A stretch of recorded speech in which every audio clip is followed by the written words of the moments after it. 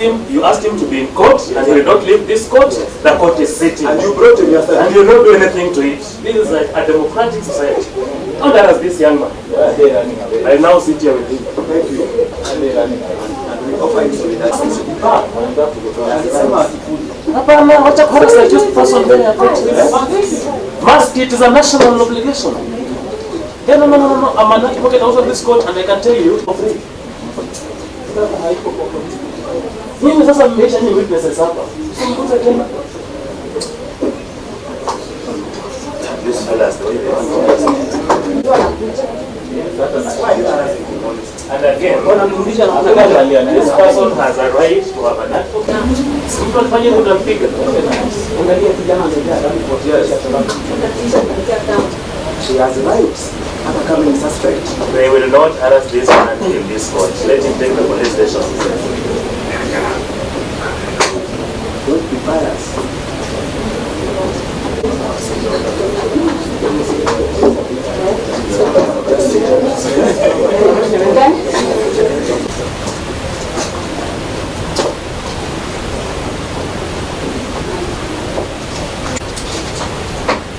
I can take just a minute to step up. So we give you a minute, yes? Okay.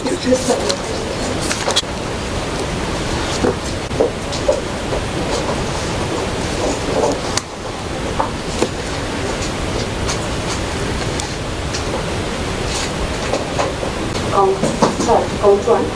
Robbery with violence, according to section 2962 of the Penal Code, particulars of the offense.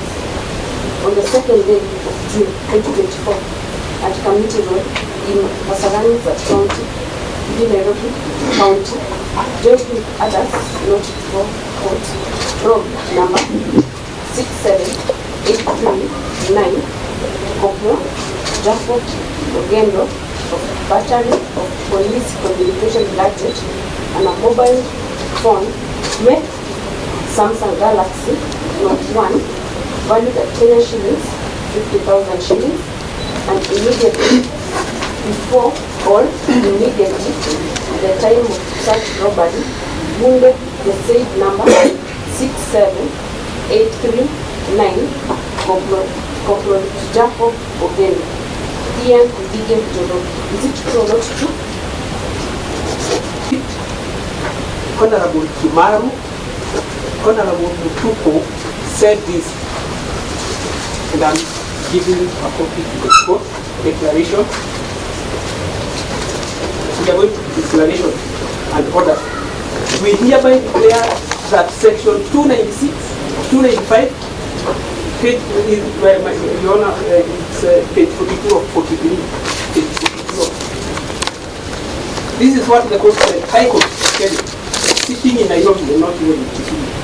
We hereby declare that section 296, 295, and 296 to 297 1 and 297 2 of the Penal Code do not meet the constitutional threshold of setting out in sufficient precision, distinctively clarifying and differentiating the degrees of aggravation of the offense of robbery and attempted robbery with violence, such particularity as to enable those accused to adequately answer the charges and prepare their defenses.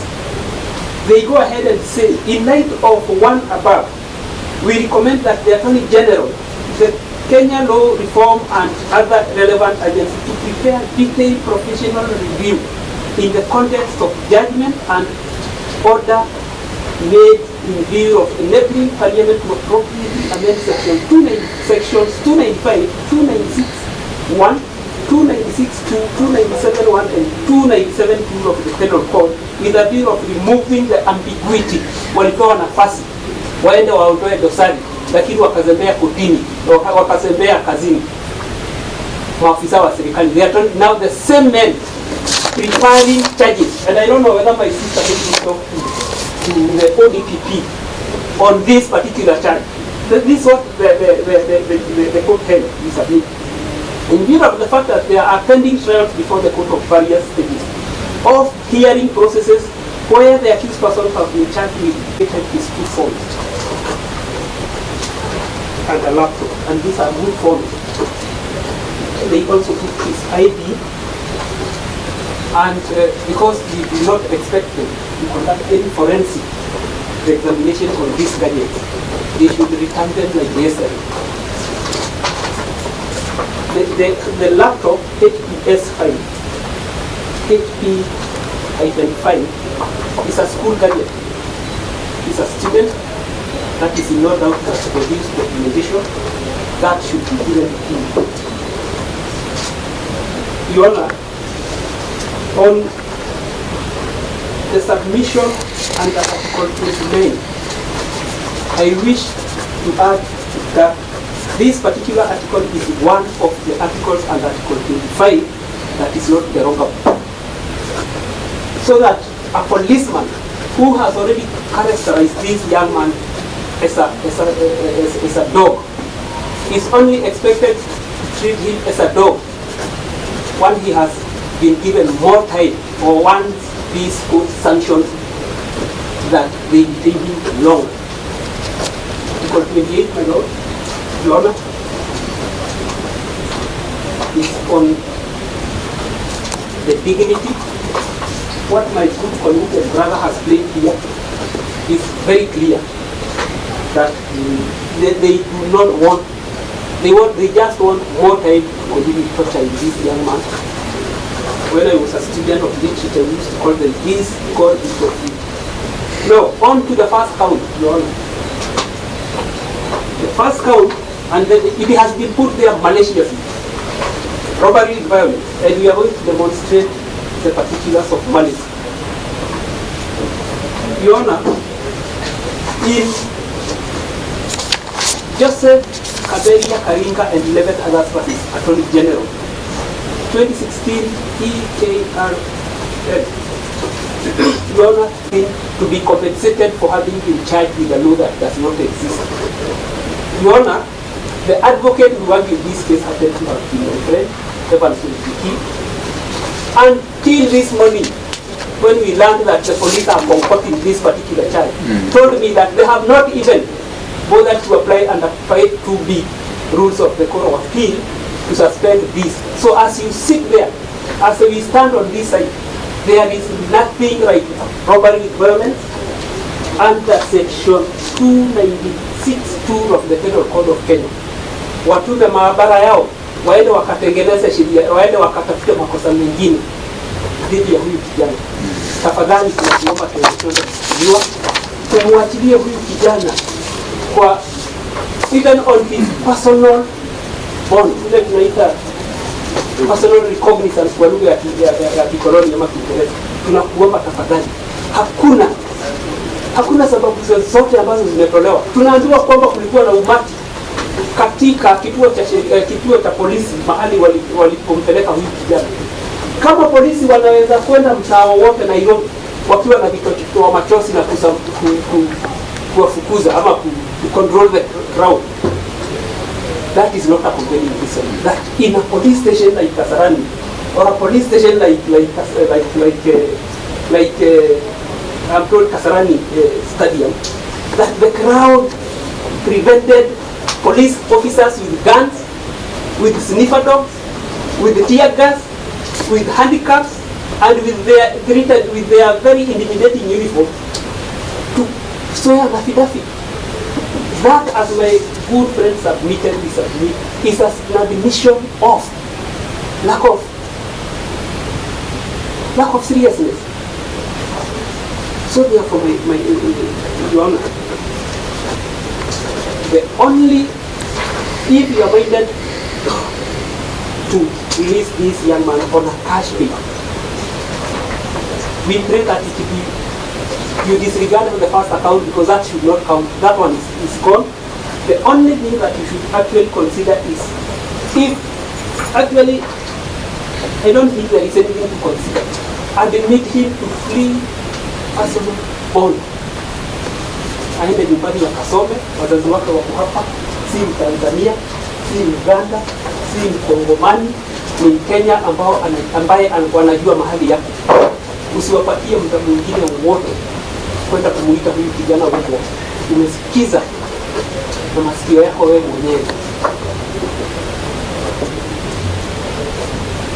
Kwa hayo machache, kama una swali. Is to be tendered by way of affidavit. That is our Evidence Act. Section 111 of the Evidence Act, Your Honor, says that he who avers must prove. The state has made wild allegations of crowds forming in police stations without any proof or pretense to that effect whatsoever. Your Honor, the accused person before you is 19 years old. He was brought here by 21 armed police officers. The number of police officers who escorted him are more than his age. These police officers, Your Honor, if they had time to sit down, they would have produced an affidavit before you. You cannot come to court 21 people to say that one individual will not sit down to craft a 5-page affidavit. He is a victim of state indolence, laziness, misconception of the law, and inefficiency in the police force. The state must not benefit from its inherent laziness. Having said that, Your Honor, I'll give you 2 authorities so that when you retire, you consider them. It is our trite law that when you are making an application to deny bail or bond, you give cogent evidence and not mere allegations. That was the position of the High Court sitting in Mombasa in criminal case number 26 of 2008. What the prosecutor has done is what the High Court warned, that mere allegations cannot deny an accused person his right to liberty and right to be admitted to bail. And lastly, Your Honor, when you look at the charge sheet, is a poorly crafted play that is to be watched by yourself and then be convinced that crimes of serious magnitude were committed.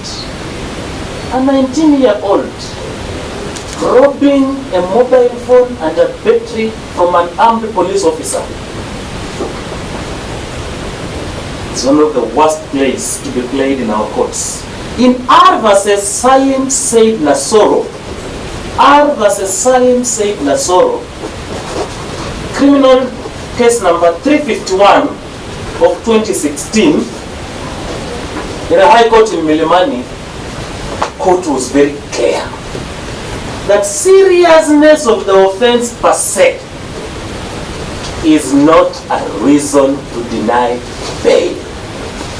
Even if they are to charge him of murder or attempted murder, to make the offense appear serious before unsuspecting court users, it would not have been enough to deny him bail. Therefore, pray, Your Honor, that you consider the state, including the prosecution, not to have tendered anything before you, work determination, for the reason that there is no affidavit on record, even a poorly drafted one, to demonstrate that they lacked time to do a proper one, and proceed to have the charge sheet in its present ridiculous form read, and the accused person admitted to reasonable bail terms. Rest my case. Those things that have been submitted on speculation, and not to, for the court not to put reliance on the same.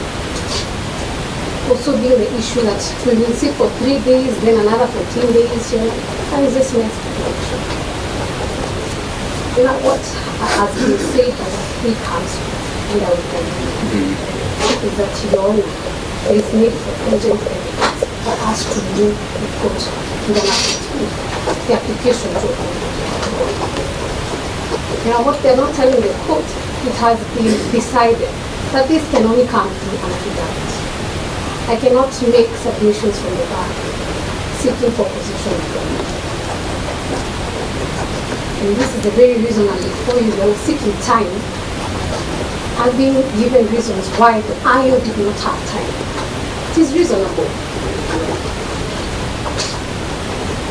And also to dispute the fact that he was not arrested on Sunday yesterday, as reflected in the charge sheet on the fact of Your Honor, as to the issue of the affidavit, the defense are claiming even before you today that we do not even have an affidavit to the issue why we are used. And it's an admission and it's clear that we do need an affidavit, which is the time we are seeking to put in support of our petition, so that once we are putting the affidavit, the issue of bond can be canvassed.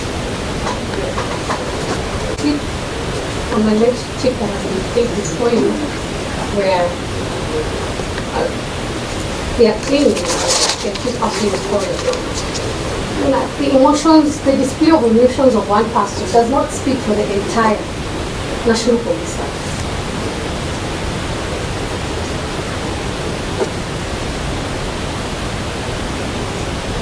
And also, Your Honor, they were disputing the issue of crowd. Yet, to their own admission, they say the accused person has been brought to court by 21 police officers. That is not normal. It's only circumstances that call for that is where there's the need for such a security. The state does not intend to be for this person. We are here for a fair trial. We will be given that. We just pray for time to put in our affidavit. And lastly, to the issue of the charge of the very violence. So if there is any mistake with the charge, there is recourse under Section 214 of the CPC. And I am well informed by my co-counsel, Mr. Shota, and that there is a High Court petition ongoing regarding the fake charges. And that will be very important. Due to the nature of the public interest that it has attracted, there was a lot of crowd control on the issue. The IO particularly see those factors just to find the matter is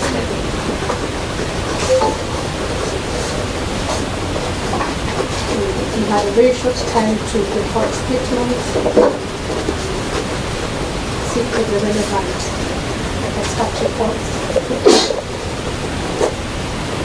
and also present the file to our office for registration, consideration of registration of the charges. Therefore, he has not had time to take an affidavit of election form, which is the position the state wishes to take. We are objecting to the accused person being granted bond. In my mind, it's free for 3 days.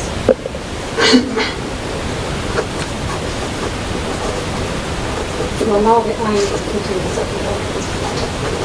So that then the issues of bond can be canvassed.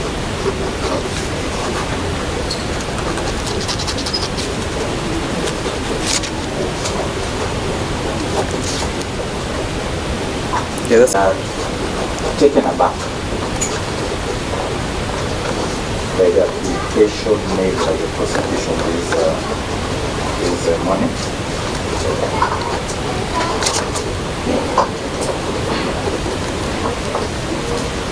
Your Honor, this is the first time in Kenya's history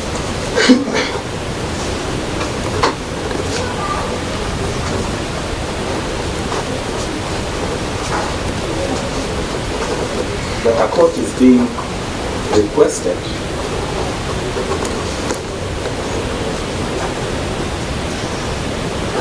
to declare that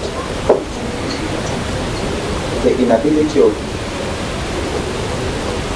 giving an affidavit or performing an affidavit by an investigation officer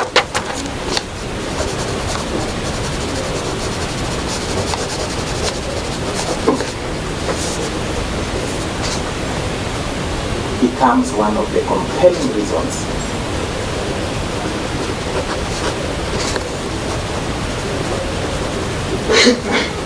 to deny an accused person bond. It has never happened. not even in Uganda.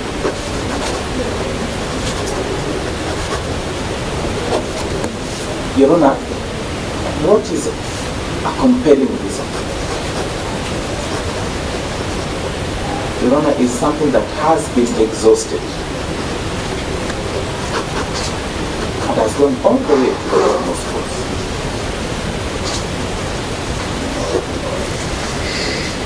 Not only has that happened, but even the bail-bond policy that my sister is guided, that is their Bible as a DOP, is very clear on what is a compelling reason.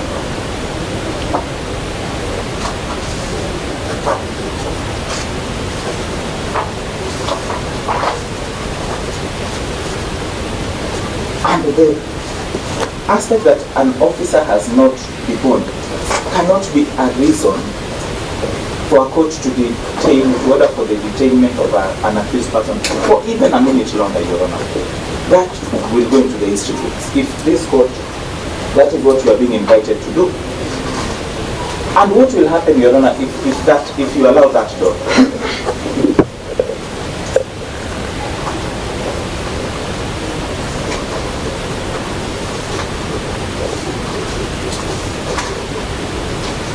If you open up that door, Your Honor, I very respectfully submit.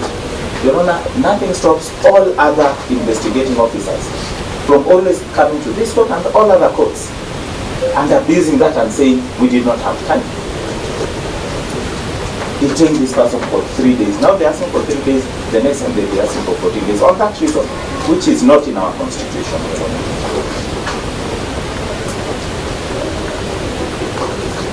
And Your Honor, I'm sure if it wasn't for the fact that my sister was called out, that's not a reason that she would have actually given. She was not prepared to oppose for. But someone has just called her, use this reason, unfortunately.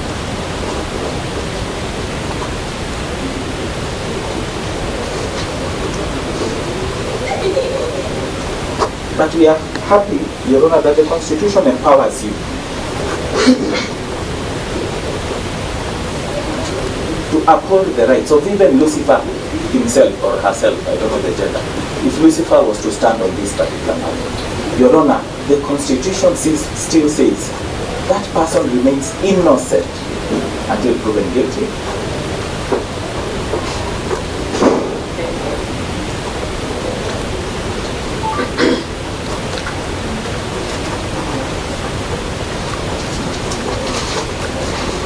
And the right to bond, Your Honor, can only be curtailed when they have told you, even if it will have been off the back, that this person is at slight risk.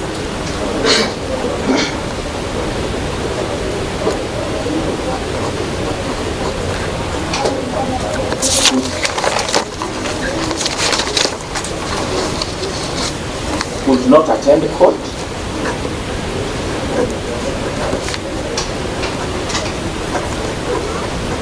Can interfere with witnesses.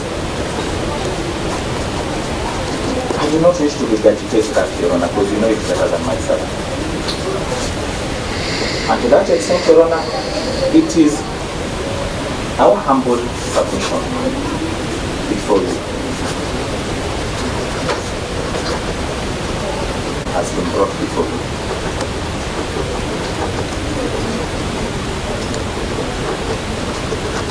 Your Honor, there have been grave violations. Your Honor, within a second, I will just play a very small clip that has been posted by the police within 1 minute, just for you to understand what they are saying.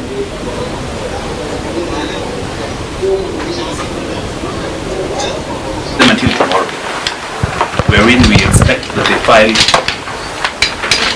the intended affidavit in the position of the accused person being released on court. So I'll give them 1 day, we come back tomorrow, and then we can argue that application tomorrow. More of it has been argued today, I must agree, yeah? But you can buttress it tomorrow once we have that affidavit. Because I think it's tried law, and I think it's, you have rightly pointed out, without those cogent, very formidable grounds, the court cannot continue detaining the accused person. So let's wait until tomorrow we see that affidavit, and then we can argue the same tomorrow. So I'll not grant them the 3 days they are sought, I'll grant them only 1 day. So we'll come back tomorrow for that, yes. Can we convene the same at 12? Because I know it has to be still taken to our office. Because of procedure. So in the morning they submit. Your Honor, just one more thing in protection of the intended accused person, because he has not taken plea. Your Honor, this morning we had drama in this. He has taken place. Sorry. In this morning we had drama in this court before you entered. Okay. The police officers who accompanied him attempted to assault him when he was seated with his advocate, and I had to physically intervene as his advocate.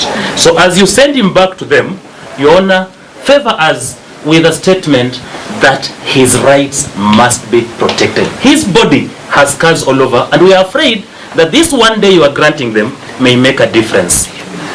Your Honor, just... And they should take him to hospital for that matter. Yes, as a follow-up, Your Honor, and actually that's what I wanted to mention.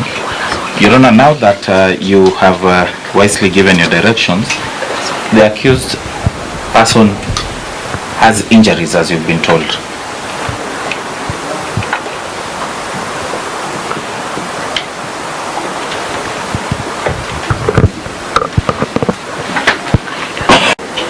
And I don't know the aspect of the personal items. I don't know if we deal with them tomorrow, because you know we've taken. Yeah, I think let's deal with them tomorrow.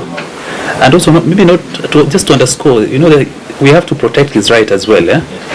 So I think you've elucidated the content of Article 28, 27, and also the right of an accused person. Yeah. So I think for all the agencies involved, kindly let's adhere to their constitution. Yeah. So that it's not, we don't aggravate the situation as it is. I'm not allegedly aggravate the situation as it is. So let his right be protected. Let me hear from the other team whether on the issue of being escorted to hospital. Kenyatta. Okay.